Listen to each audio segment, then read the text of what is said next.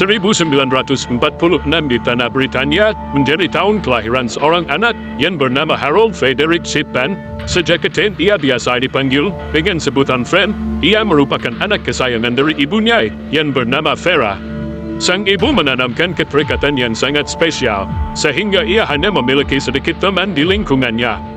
Bahkan ketika sang ibu didiagnosa menderita penyakit kanker stadium akhir, ia dengan senang menyaksikan perawatan ibunya yang didominasi oleh pemberian morfin.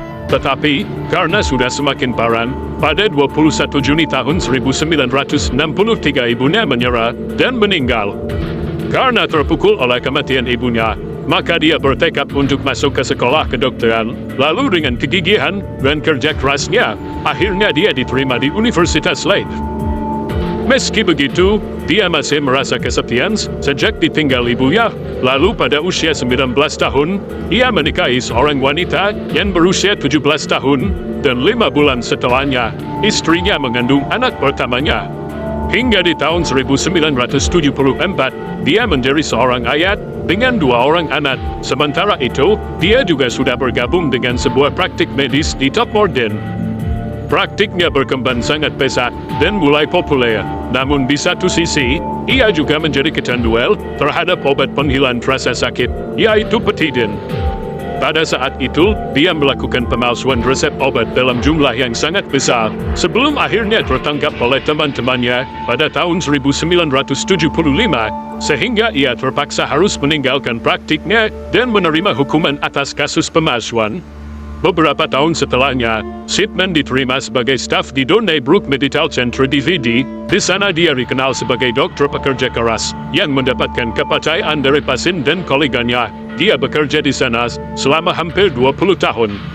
Setelah kesuksesannya menjadi dokter di tempat tersebut, tetapi ada petugas setempat yang memperhatikan hal janggal, yaitu pasien-pasien dokter. Shipman tampaknya meninggal dengan intensitas yang tinggi dan dengan pose dan sama saat meninggal. Di sebagian besar berpos duduk atau berbaring di kursi malas. Lalu investigasi rahasia dilakukan, namun Shipman berhasil lolos. Kemudian dengan penyelidikan yang lebih menyeluruh dengan menghubungi Dewan Medis Umum dan riwayat Shipman sebelumnya, maka terungkap bahwa Shipman mengubah catatan medis pasiennya untuk menguatkan penyebab kematian. Serangkaian kasus Shipman berlanjut, tetapi berhenti sejak Angela Woodruff, yang merupakan putri dari salah satu korbannya, membongkar semua kejahatannya. Kala itu Kathleen Grundy, seorang janda berusia 81 tahun yang kaya raya, ditemukan tewas di rumahnya setelah sebelumnya berkunjung ke praktik Shipman. Lalu Woodruff, putrinya, diberitahu oleh Shipman bahwa tidak perlu melakukan otopsi.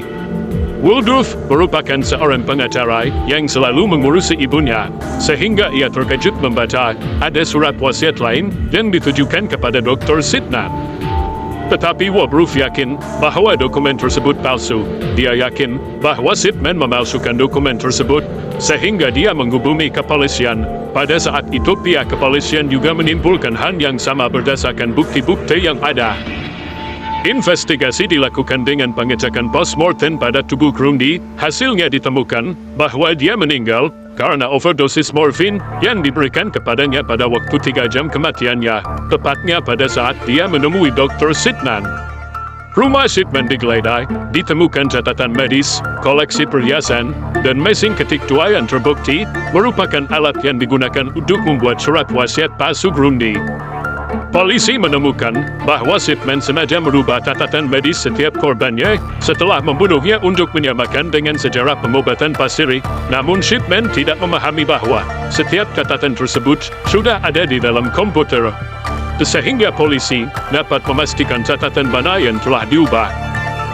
Seorang analis komputer polisi kemudian bersaksi bagaimana Shipman telah mengubah catatan komputernya untuk menciptakan gejala-gejala yang tidak pernah dialami oleh pasien-pasiennya yang telah meninggal.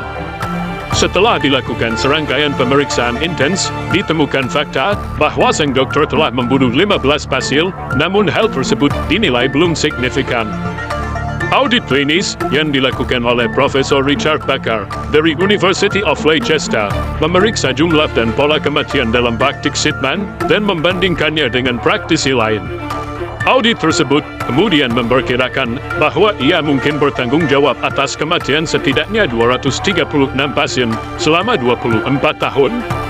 Secara terpisah, sebuah komisi penyelidikan yang diketuai oleh Hakim Pengadilan Tinggi, Dean Janet Smith, memeriksa catatan 500 pasien yang meninggal saat berada dalam perawatan Sitban dan laporan setebal 2.000 halaman menimbulkan bahwa kemungkinan besar dia telah membunuh setidaknya 218 pasiennya.